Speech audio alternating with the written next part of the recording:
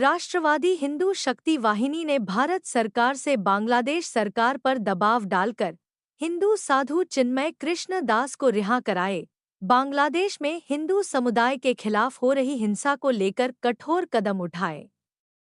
धर्म स्थलों की सुरक्षा सुनिश्चित करने के बाद की संगठन के चेतावनी दी कि यदि बांग्लादेश असफल रहता है तो भारत सैन्य कार्रवाई कर सकता है। इसके साथ हिंदू बाहुल्य क्षेत्र में हिंदू समुदाय की सुरक्षा के लिए अलग देश बनाने की मांग की गई। बांग्लादेशी कट्टरपंथी का पुतला दहन किया। एक रिपोर्ट नेहा द्विवेदी के साथ।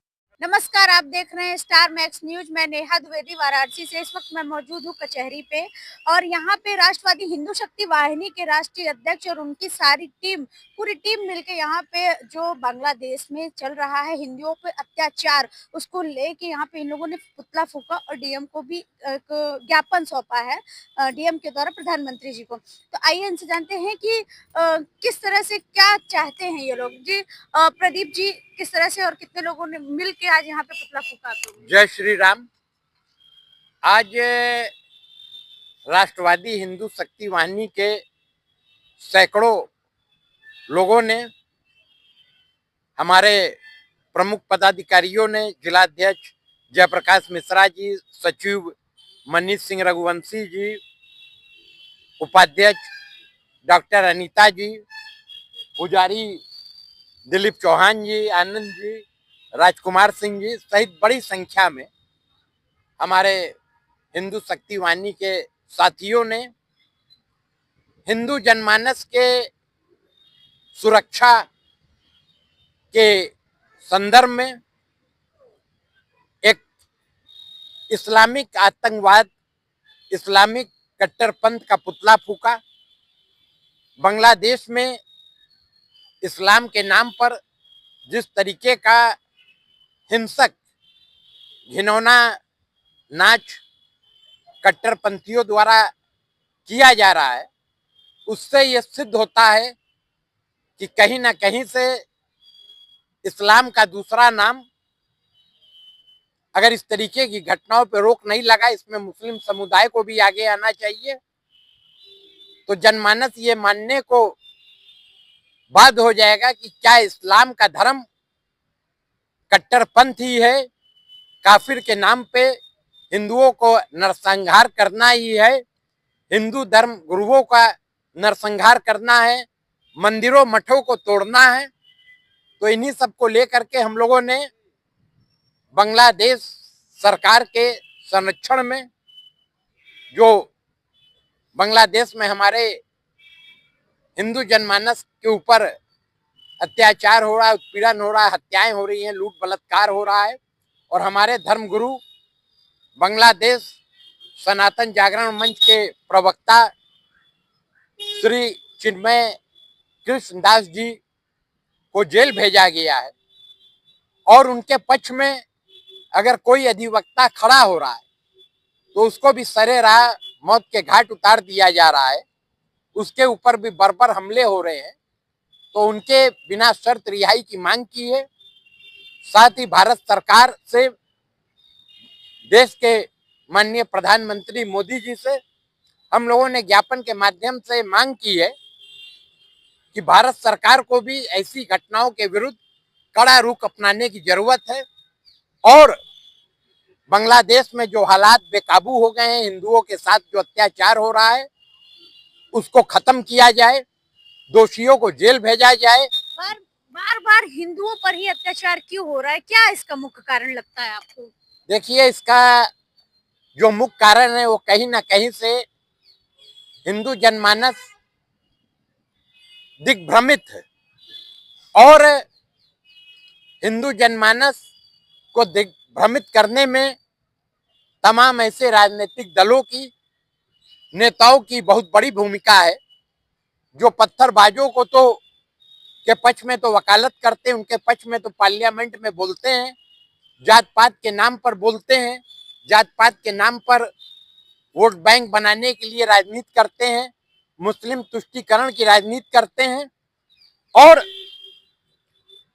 हिंदुत्व को कमजोर करने के लिए जात पात में हिंदुओं को बांट करके हिंदुओं को कमजोर करने का काम कर रहे हैं। तो ऐसे राजनीतिज्ञों की भी एक बड़ी भूमिका है। आज ये हिंदू जनमानस का दुर्भाग्य है और कहीं ना कहीं से हिंदू जनमानस को जागना भी चाहिए कि आज तमाम ऐसे राजनीतिक जो पार्लियामेंट में पत्थरबाजों की वकालत कर रहे हैं, संभल जाने की जिद पड़ा रहे हैं, वहां पत्थरबाजों के को मल्लम लगाने का काम कर रहे हैं, उनके पक्ष में वकालत कर रहे हैं। वो बांग्लादेश में जो हिंदू जनमानस के ऊपर अत्याचार हो रहा है, नरसंहार हो रहा है, धर्मगुरु को जेल भेजा जा रहा है, उस पर वो चुप क्यों है, ये सोचने का विषय है। पहले था जैसे कश्मीर में, कई वर्षों पहले कश्मीर में हुआ, अब बांग्लादेश में हुआ है, हो रहा है और बार बार हिंदुओं पर ही आघात होता आ रहा है। और कहीं ना कहीं जो विपक्षी पार्टियां होती हैं वो हमेशा सरकार का ही दोष देती हैं। ऐसा क्यों? और अभी आपने ही यहाँ पे पुतला फूका और भी कोई आया नहीं अभी तक, उस पे खड़ा नहीं हुआ, क्या कारण है? देखिए, कश्मीर में जो कश्मीरी ब्राह्मणों को वहां से निर्वासित किया गया, वो अपनी जान बचाने के लिए भागने को मजबूर हुए। अभी भी उनकी स्थिति बहुत अच्छी नहीं है। लोकतंत्र के नाम पर जो वहां पे सरकार बनी है, अभी 1 माह पूर्व की घटना है कि जो आज 3 दशक से ज्यादा समय से कश्मीरी ब्राह्मण जम्मू में कश्मीर से भाग करके आ करके अपनी रोजी रोजगार चला रहे थे, उनके व्यापारिक प्रतिष्ठानों को बुलडोजर लगा के नियम विरुद्ध तरीके से तोड़ दिया गया। जब उत्तर प्रदेश में किसी अपराधी माफिया के विरुद्ध बुलडोजर की कार्रवाई होती है तो विपक्ष के सारे नेता बोलने लगते हैं, मगर हमारे कश्मीरी ब्राह्मणों के रोजी रोजगार पर नियम विरुद्ध बुलडोजर चला, कोई नेता नहीं बोल रहा है। तो कहीं ना कहीं से आज हिंदू जनमानस के सामने संकट की घड़ी है, चुनौती की घड़ी है और ऐसे में समूचे हिंदू जनमानस को एकजुट हो करके ऐसे असुरी ताकतों को मुंह तोड़ जवाब देना होगा जो हमारे हिंदुत्व का नाश करने पे तुले हैं। राष्ट्रवादी हिंदू शक्ति वाहिनी ने ज्ञापन के माध्यम से भारत सरकार से मांग की है कि यूएनओ पर भी दबाव बनाए कि यूएनओ भी बांग्लादेश में कड़ा रुख अपनाए बांग्लादेशी सरकार पर, क्योंकि यूएनओ की चुप्पी भी ठीक नहीं है।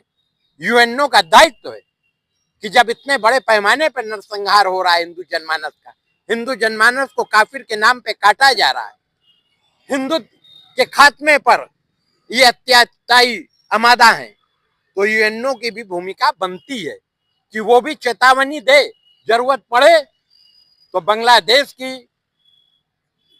जो सदस्यता है उसको खत्म करे, उसको वो राष्ट्र कहलाने लायक नहीं है। और आपने आज ज्ञापन में अपने मुख्य बिंदु क्या दर्शाए? देखिए, 6 सूत्रीय हमारा ज्ञापन है। हमारी पहली मांग है कि बांग्लादेश सनातन जागरण मंच के इस्कॉन के धर्मगुरु श्री चिन्मया कृष्ण दास को अविलंब बिना शर्त रिहा किया जाए। दूसरी हमारी मांग है कि अगर बांग्लादेश अपने कट्टरपंथी आदतों से बाज नहीं आता है तो जरूरत पड़ने पर उसके विरुद्ध भारत सरकार खुली सीधी सैन्य कार्रवाई करे। हमारी मांग है कि वहां के हिंदू बाहुल क्षेत्र को अलग हिंदू राष्ट्र बनाने का भी जरूरत पे काम करे, उसको हिंदू राष्ट्र घोषित करें और जो हमारे हिंदू जनमानस के नरसंहार के दोषी हैं उनको सख्त से सख्त फांसी की सजा दी जाए और हमारे मंदिर मठों की सुरक्षा सुनिश्चित की जाए। जो हमारे मंदिर मठ तोड़े गए हैं उनका पुनः उद्धार हो। तो ये सारी हमारी मांगे हैं और साथ में हमने ये भी मांग की है कि यूएनओ पर भी भारत सरकार दबाव बनाए। तो ये थे प्रदीप गुप्ता जी और इन्होंने आज यहाँ पे बांग्लादेश के ऊपर पुतला फूका और कहा सरकार से और भारत सरकार से प्रधानमंत्री नरेंद्र मोदी से मांग की है कि यूएनओ पे भी कार्रवाई की जाए और बांग्लादेश पे जो अत्याचार हिंदुओं पे हो रहा है उसे रोकने के लिए भारत देश आगे आए। वाराणसी से नेहा द्विवेदी की रिपोर्ट।